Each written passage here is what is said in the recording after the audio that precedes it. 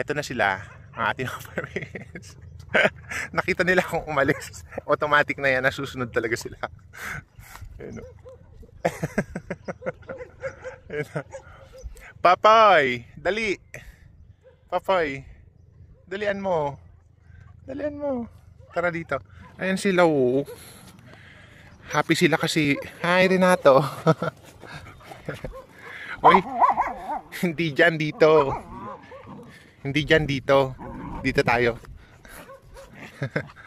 Puntahan natin yung mga pananim.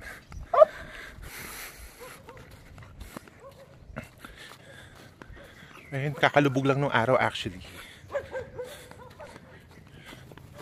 Ayan. Nauna na sila. Siyempre, antayin ako ni Popoy. Sila Pepay naiwan eh. Ayaw nilang sumama. Matatanda na kasi.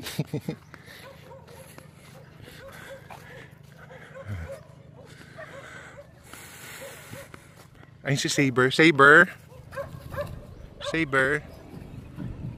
Hi! Hi, Saber! Ay, naiwan si Minion dun, oh. Ayun, oh. Ganyan yan, eh. Kasi nandito si Saber, eh. Minion! Minion!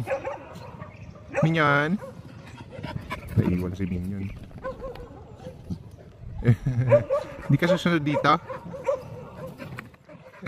Grabe si Minion.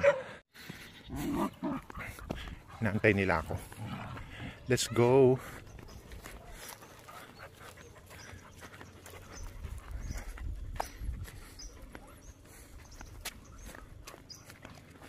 Ayan, malapit na tayo. Ito na yung mga nyug guys, so na itanim na. Ayan, oh. Ayan. Naitanim na yung mga nyug natin. Ayan. 7 meters apart.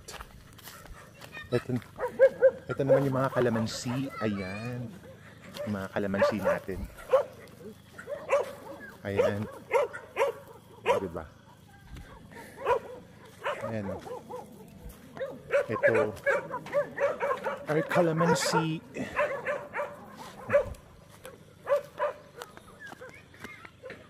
Ito guys yung mga kalamansi. Ayan. Ang daming bunga eh. Ang daming bunga. Ayan. Tapos yung mga nyug ayun. Ito yung mga nyug.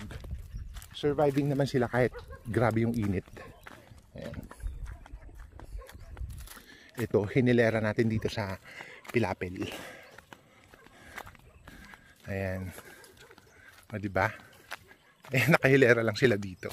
So, ito yung mga grafted na, na nyug. Na madaling mamunga. Mabilis daw itong lumaki tsaka mamunga eh.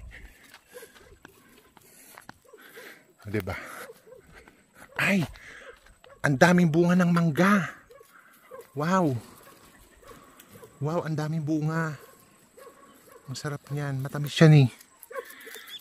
Pero ang memeryendahin natin ngayong hapon is yung kamatsili. Kasi ang tambayan ko dyan sa puno na yan tuwing hapon. Dyan ako nagmemeryenda ng kamatsili. Sarap kasi. Araw-araw may nahihinog. Araw-araw ko naman din kinakain. Ito siya. Ayan. Mabiyaya sa bunga itong kamatsili na to eh. Sa Pangasinan, ang tawag kamantilis. Sa Tagalog, kamatsili. Ayan. Manungkit nga tayo. Pakita ko sa inyo yung bunga niya. Grabe. Araw-araw may nahihinog to. Kinakain ko talaga. Napakasustansya nito eh. Ayan, kakalawitin natin ngayon. Handa na ba kayo? Ayan. Tsaka ang tamis-tamis, ang sarap-sarap. Hindi siya mapakla. Kasi may mga kamatsili na mapapakla eh. Ito guys. Ayan. Papay! Ayan o. Ito siya. Ayan. Ang sarap nito. Super sarap. Promise.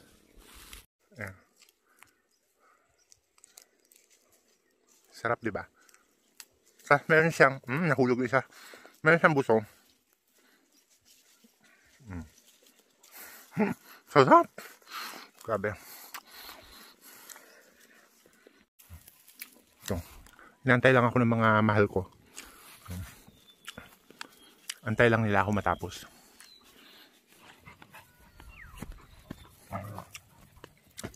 Kunyo. Ayan yung mga nyug natin.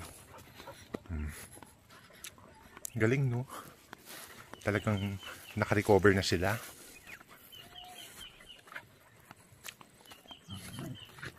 Ito naman yung palaisdaan natin na magandang mag-alaga ng alimango dito eh.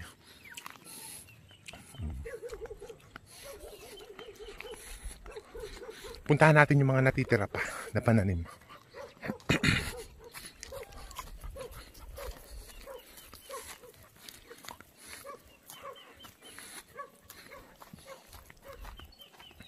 Ito na yung ano natin kalamansi, naka-recover na sila. Ayan.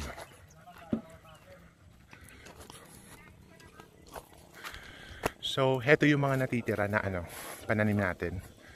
May mga iilan pang nyog, tapos may mga kaimito, may mga kamyas, suha, ayun, santol. Bali, nag-iipon pa ako ng pambili ng another batch ng mga seedlings para makapagtanim pa tayo ng mga kalamansi. Kasi ito nasa 104 na to eh. So, akala ko ma-occupy na niya lahat, kaso maliit na portion lang pala ng lupa yung ma-occupy niya. Kaya, siguro ang susunod na bibiling kong batch is yung mas maliliit dito. Mas mura yun eh. Ayun si Minion nag-aantay. Ayun oh. Ayun. Nag-aantay si Minion dun oh. Minion! Nag-aantay siya.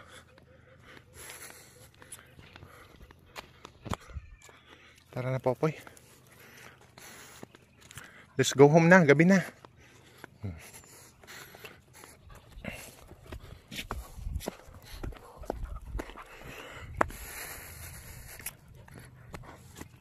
Minyan. Tika dito. Minyan. Ganyan lang sila. Laro lang sila ng laro. Ayun o. Group by group. Laro lang ng laro ang mga aso. Aray. Nahila Minyan o. Minyan. Hahalubong na yan. Minyan. Kanina pa ako inaantay niyan eh.